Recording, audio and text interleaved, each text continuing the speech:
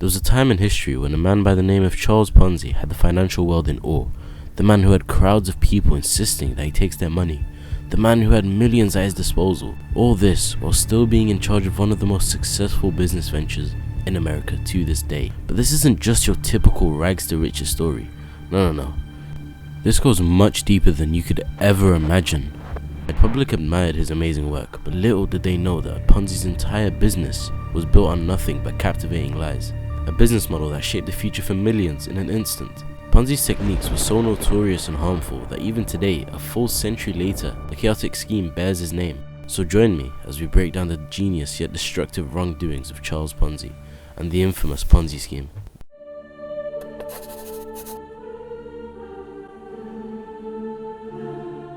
Ponzi was born in Italy on March 3rd, 1882. Ponzi's family had lived a comfortable lifestyle, not too rich but not too poor. But his family's current financial situation was incomparably worse than that of his predecessors. His grandparents and the generations before them were all rich and successful individuals. And although from the outside you may be thinking, hey, that sounds pretty good. They lived a comfortable life and were happy. Charles Ponzi had the complete opposite sentiment. He was enraged by the inability to lead a flashy lifestyle that would have allowed him to show off his money. He questioned why he had to endure the financial hardship of his family. Little did anyone know these selfish feelings brewing in Ponzi created a monster. Fast forward a few years, and in his teen years, Ponzi inherited a modest sum of inheritance after his father died. He used the money he received to pay for college because his mother had encouraged him to attend since he was a young child. You may be thinking, wow, what an honorable young man he was. After his father died, he decided to honor his mother's wishes and pursue his education. Well, you'd be a little wrong to think so. Instead of putting the money he spent to good use, Ponzi lived what I would call a fake lifestyle. Fancy restaurants, latest fashion wear, opera, gambling. He had no self-control at all. He burned through almost all of his savings, all this to impress his actual wealthy friends. But this didn't carry on for long, and as time went on, the tides began to turn against him. And as a result of his crazy spending and neglect of education, Ponzi now had no money and no education. So what would any other Joe Schmo do in this situation? Probably try and get a job and try to provide for his family, right? But Ponzi was no ordinary Joe. The disastrous path his life was heading towards didn't discourage him at all. Instead, it did the opposite. This lit a fire in him like never before and caused him to move to America to try and make it big there. He left Italy with $200 to his name, a fashionable wardrobe, his mother's blessings, and hopes to make a fortune.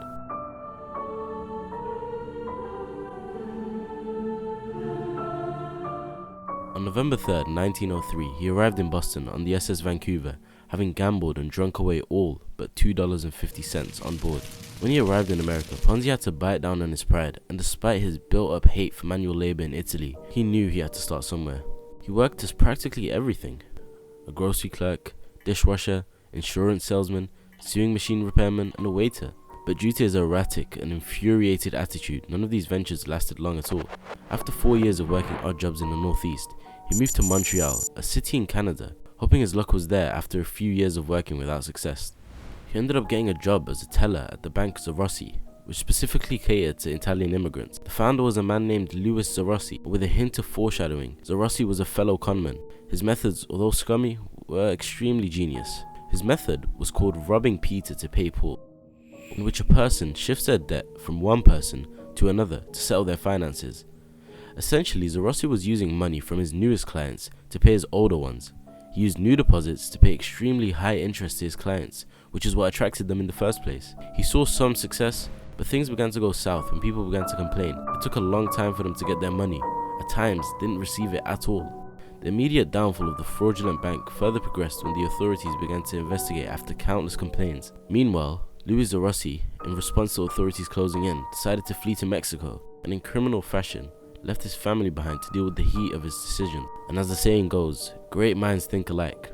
Ponzi also decided to leave and go back to America, but before he did, Ponzi was caught forging a check for $423.58, a reasonable and unsuspected amount. He thought he should gift himself some money as he needed a little helping hand as he moved states, but as he tried to cash the fraudulent check, the bank teller could immediately tell from the amateur attempt that it was fake. The police was immediately contacted, and Ponzi was sentenced to 3 years in a federal prison. After years of being away from his family, Charles had nothing to show for it except for a 3-year prison sentence. He felt deeply embarrassed and could never let his mother what was going on. So instead, he told her that he worked as a special assistant to a prison ward, but unfortunately, this wasn't the end of it.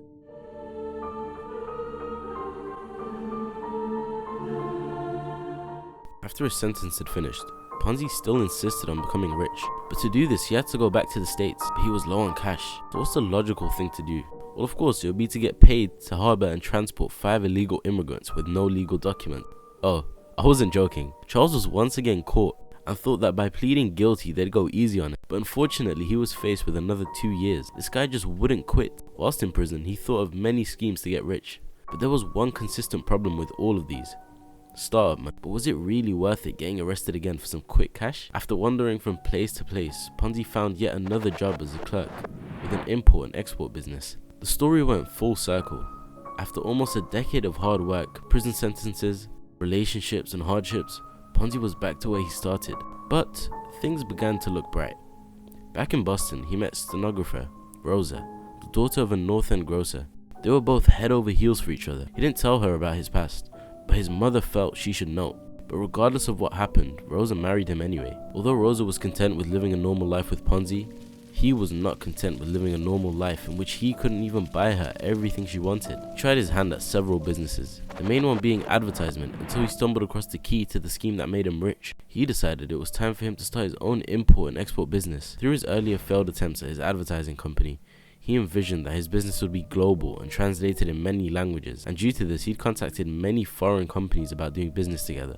Well, it turns out after some time, one of them was actually interested. It was a Spanish author who sent his letter of interest requesting one of Ponzi's trader's guides, and to pay for postage, the author included something Ponzi had never seen before, an IRC, aka International Reply Coupon. These were prepaid coupons that could be bought and exchanged for postage stamps in any country that was a member of the Universal Union. This lit yet another fire in Ponzi, as he saw this as an amazing business opportunity.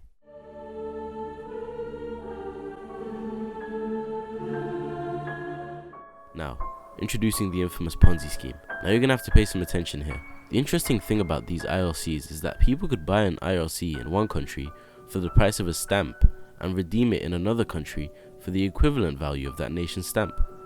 Ponzi realized that IRCs could be exchanged in the US for more than their value in Europe because of the massive currency devaluation across the world. He started out paying agents to buy the IRCs for him in Europe. Then he redeemed them for US stamps and sold the stamps.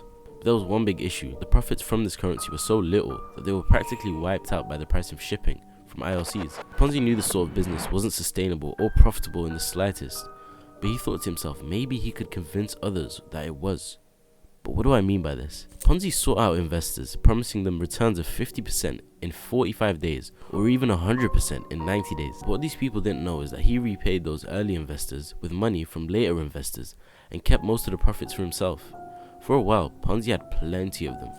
He claimed to all these investors that he had thousands of agents around the world bringing in batches of IRCs. He targeted people with little financial knowledge because he knew that they were the most gullible, as the experienced investors all stayed away from Ponzi. Charles started off with people in his neighborhood, but soon enough there were hordes of people lining up outside Ponzi's office. At his height, Ponzi pulled in $250,000 a day and could finally live large and live the life he dreamed of. He bought a mansion in Lexington with a heated pool and air conditioning, carried a gold-handed cane, sported a diamond stick pin, and drove in a limousine. He was almost a mob boss. He was finally able to live the lavish lifestyle he'd been striving to attain.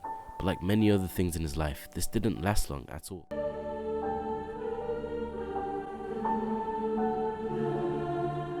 On July 26, 1920, his scheme started to unravel when the Boston Post, the same one that proclaimed Ponzi to be a genius, reported that 1,660 million IRCs would be needed to cover investments in Ponzi's scheme, but only 27,000 were in circulation. The papers labeled him as a fraud and a liar, but once being investigated, it looked like Ponzi was an honest man, as he cooperated with law enforcement fully. But things immediately went downhill when his publicity agent, William, realized that Ponzi was a dishonest scammer.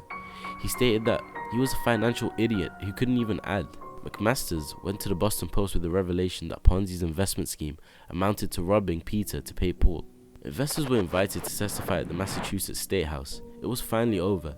The Ponzi scheme had completely collapsed. Tens of thousands of people lost their life savings.